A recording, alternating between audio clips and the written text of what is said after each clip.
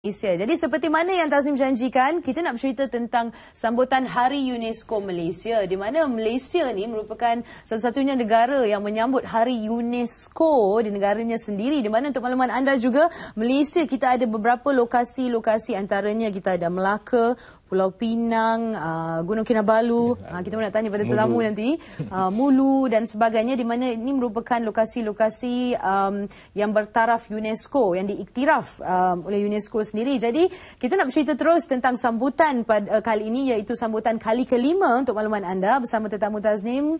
Selamat datang Cik Muhammad Khairul Adib bin Abdul Rahman selaku Setiausaha Agung Suruhanjaya Kebangsaan UNESCO Malaysia SKUM. Apa khabar Cik Adib? Khabar baik Tasnim. Terima kasih. Terima kasih kerana menjemput kami ke studio pada pagi ini. Sama-sama. Okey, sebelum kita nak bercerita tentang aktiviti dan bagaimana sambutan kali kelima ni berbeza daripada sambutan-sambutan sebelum ni, mengapa Hari UNESCO Malaysia ni diadakan? Kita mulakan dengan itu terlebih dahulu. Okey, terima kasih Tasnim. UNESCO ni sebagai satu organ yang penting di bawah Pertubuhan Bangsa-Bangsa Bersatu. Seperti mana yang kita semua sedia maklum, Pertubuhan Bangsa-Bangsa Bersatu ini ditubuhkan selepas Perang Dunia Kedua. UNESCO ini dia singkatan kepada United Nations Education, Science, Culture Organisation.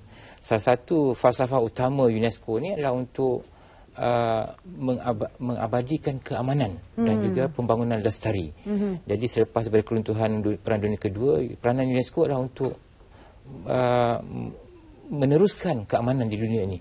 Jadi UNESCO ini dianggoti oleh 195 buah negara di seluruh dunia, membincang-bincangkan isu-isu yang boleh kita bersama-sama dalam bidang pendidikan, bidang sains, kebudayaan dan sebagainya.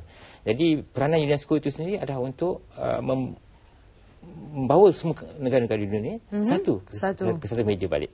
Ya, okey. Dan kalau kita nak ikut kronologinya sendiri, pada tahun 2011 ia dianjurkan di Pasar Seni. Dan seterusnya 2012 dianjurkan di KLCC, 2013 di Melaka, dan 2014 saya juga berada di sana sewaktu majlis tu. Saya ingat lagi di Dataran Merdeka. Dan kali ini seperti mana anda dapat saksikan di skrin kini, Hari UNESCO akan dianjurkan juga di Dataran Merdeka. Jadi mungkin boleh kongsikan tarikhnya, kita dah nampak 22 hingga 24. Dari segi tema yang dibawa kali ini cukup berbeza, iaitu togetherness. Jadi Cik Adib boleh ceritakan di sebalik pemilihan tema tu, apa signifikannya, apa yang cuba disampaikan melalui pemilihan tema tersebut? Okey. Kita memilih tema togetherness atau kebersamaan kerana kita merasakan bahawa kita ni kadang-kadang selalu melihat kepada perbezaan. Kita jarang melihat kepada apa yang kita sama-sama. Jadi Hari UNESCO pada kali ini kita membawa tema togetherness, kebersamaan. Kita mengharapkan masyarakat Malaysia amnya, tak kiralah yang muda, yang dewasa, yang belia, untuk bersama-sama. Mereka mempunyai minat masing-masing. Sebab tu dalam perayaan kita dan sambutan kita pada tahun ini, kita akan bawakan kelainan sedikit. Ada macam-macam, ada minat masing-masing yang kita tonjolkan di sana. Kita cuba menonjolkan bahawa setiap orang ada minat masing-masing. Tetapi tidak sebenarnya dia perlu berdiri sendiri. Dia boleh bersama-sama dengan kita. Jadi ini tema yang kita bawakan dalam bentuk skala yang kecil. Tapi kita harapkan di skala yang besar nanti, kita akan juga membawa masyarakat kita untuk bersama. Walaupun kita punya perbezaan pendapat, perbezaan macam-macam. Tetapi tak semestinya kita perlu bertegang. Benar, perbezaan pendapat, perbezaan umur, usia, generasi itu sendiri. Jadi saya kira tema tu cukup relevan dengan sambutan kali ini dan juga warga Malaysia sendiri. Baik, tadi ada Cik Adib sentuh sedikit kelainannya dibawa bagi sambutan kali ini. Dan kalau sebelum ni mungkin tahun lepas juga dia lebih kepada pameran-pameran berbentuk visual dan sebagainya. Jadi kali ini antara kelainannya bagaimana Cik Adib? Okey. Seperti mana Cik Tasnim kata tadi, tahun lepas kita ada sambutan juga di Dataran Merdeka. Tahun ni kita ada sambutan di Dataran Merdeka, tapi dia punya fasad dia berlainan. Kalau sebelum ni di tiang bendera tu, kali ini di foyer bangunan Sultan Abdul Samad itu sendiri. Kelainannya pada tahun ini dah, kita selain daripada kita meneruskan apa yang kita dah ada sebelum ni, iaitu pameran-pameran statik mengenai aktiviti dan lokasi kecil tetap Suruhanjaya Kebangsaan UNESCO di Malaysia, kita juga ada persembahan pentas seperti mana biasanya, persembahan kebudayaan dan sebagainya. Tetapi di sekitar tempat perayaan itu kita ada suasana yang berbeza, kita ada participation, kita ada penglibatan belia-belia dan juga keluarga kalau boleh. Jadi tema kita pada tahun ini, konsep kita bercirikan santai di tengah kota. Santai di tengah kota. Ya. Jadi di situ kita ada buskers atau muzik jalanan. Kita ada persembahan street dance at intervals. Kita ada jualan buku. Kita ada street library, perpustakaan jalanan.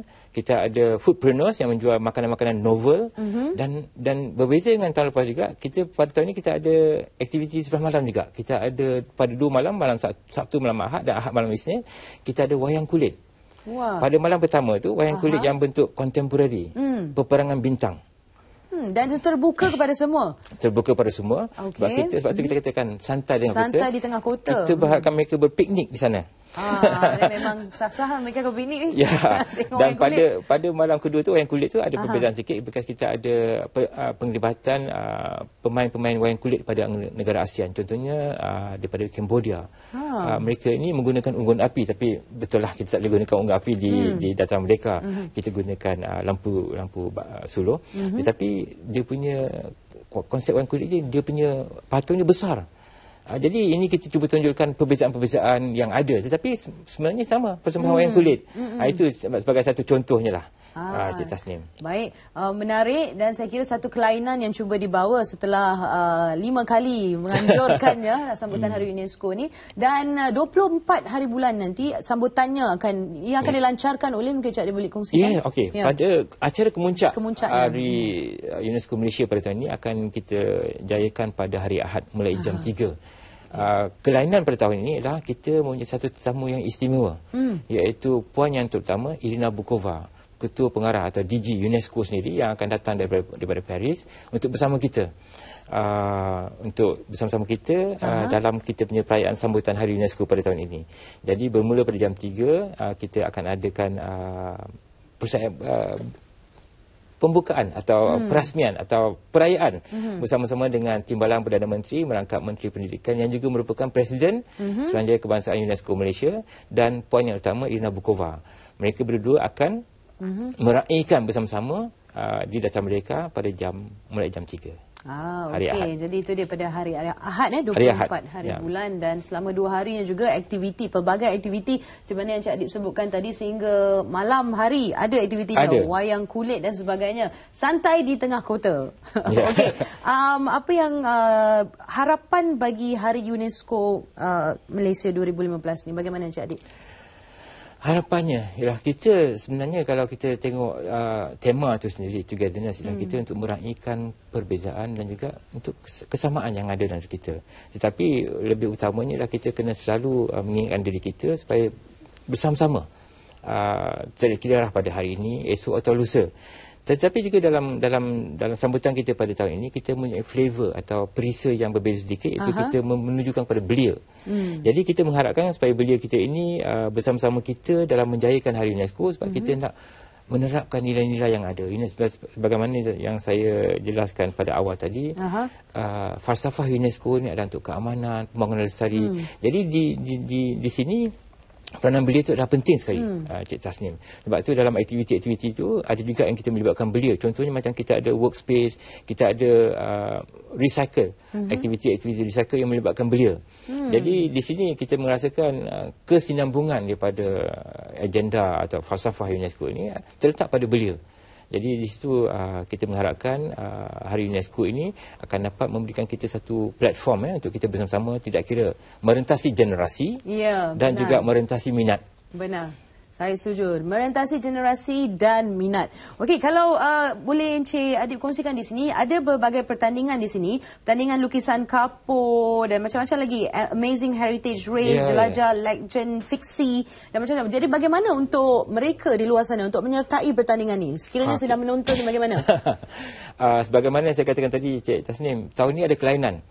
Ini adalah kali pertama yang kami percaya diadakan di Malaysia, pertandingan lukisan kapur jalanan. Kita akan melukis dalam ruang yang luas, bukan 8 kaki kali 5 kaki di atas jalan raya menggunakan kapur. Jadi semuanya ini, termasuk juga heritage pelayaran tadi, semua ini ada dalam kita punya pengiklan kita dalam social media. Kalau nak cari, kita gunakan hashtag #MyUNESCO2015. Hashtag #MyUNESCO2015. Jadi di situ ada diceritakan apa yang kita akan adakan, pertandingan-pertandingan yang ada, juga jadual-jadual. Mungkin mereka tidak ada masa untuk kedua-dua hari, mereka boleh pilih hari mana yang dan acara mana yang mereka nak bersama-sama dengan kita. Okey. Jadi masih tidak terlewat Encik Adik? Masih tidak terlewat. Masih tidak terlewat untuk anda seminggu di luar dah sana. Seminggu lagi, sebelum tarikh tutupnya, apa kata kita sertai satu kelainan, saya kira lukisan pertandingan, lukisan jalanan kapur. Okey. Unik tu, jadi rebutlah peluang ni untuk menyertainya. Di kesempatan ni juga Encik Adik, sebelum kita beredar, mungkin boleh kongsikan untuk makluman semua juga, UNESCO ni bagaimana mereka menilai, ada dua peringkatnya, dua kategorinya, tangible dan intangible. Jadi bagi di Malaysia sendiri, mungkin kita boleh senaraikan. Saya ada sebutkan tadi beberapa lokasi. Jadi kita nak minta Cik Adib kongsikan juga. Salah satu, kita juga adalah merupakan ahli kepada World Heritage Council di bawah UNESCO. Di bawah council ini, dia akan melihat heritage atau budaya-budaya, warisan-warisan yang boleh dipelihara di peringkat antarabangsa, yang boleh diiktiraf di peringkat antarabangsa. Di Malaysia ini kita ada dua kategori, satu tangible dan satu lagi intangible. Yang tangible ini berbentuk fizikal. Contohnya macam kita ada Melaka dan Pulau Pinang sebagai bandaraya di pesisir Selat Melaka. Yang lainnya seperti Gunung Kinabalu, Mulu Cave, dan yang intangible pula kita ada yang seni-seni seperti Mak Yong. Jadi kita perlu tonjolkan lagi banyak warisan-warisan kita yang boleh kita berkongsi dengan dunia, yang kita perlu pelihara dan juga kita wariskan kepada generasi akan datang. Jadi inilah platform yang kita gunakan untuk kita menonjolkan dan juga untuk kita mewariskan. Langkawi Geopark juga. Langkawi Geopark adalah merupakan salah satu site yang kita iktiraf di bawah UNESCO, termasuk juga macam di Tasik Chini untuk Man and Biosphere. Ada banyak kategori sebenarnya. Jadi these are all, semuanya ini adalah merupakan site-site atau tapak-tapak fizikal. Jadi kita sekarang ini dalam proses untuk memasukkan dalam tentative list beberapa tapak lagi. Tapi saya nak tanya tu, barangkali dengan adanya penganjuran Hari UNESCO Nazmi ini akan terus menggalakkan kita untuk memelihara begitu banyak lokasi-lokasi, mungkin bangunan, tempat-tempat seperti mana kita kongsi di sini. Ini di mana ni? Melaka. Di Melaka. Itu cantik. Saya bangga setiap kali saya ke sana. Saya rasa bangga. Cik Tasnim orang Melaka ke? Bukan orang Melaka, orang Kuala Lumpur. Tapi apabila saya ke lokasi, ke Pulau Pinang dan Melaka, saya rasa banyak yang telah dilakukan di sana. Dan memang patut pun diiktiraf sebagai tapak-tapak yang bersejarah UNESCO. Ini juga digunakan sebagai satu marketing strategi untuk mendorong pelancong-pelancong datang. Jadi bukan saja kita pelihara untuk generasi kita melihat sejarah atau kesinambungan sahsiah kita, tapi juga untuk pelancong asing datang tengok keindahan kita daripada zaman dulu sehingga sekarang. Baik, jadi sekali lagi mungkin akhir kata jemputan Cik Adik pada semua yang sedang menonton dalam menyemarakkan lagi sambutan Hari UNESCO Malaysia 2015. Silakan Cik Adik.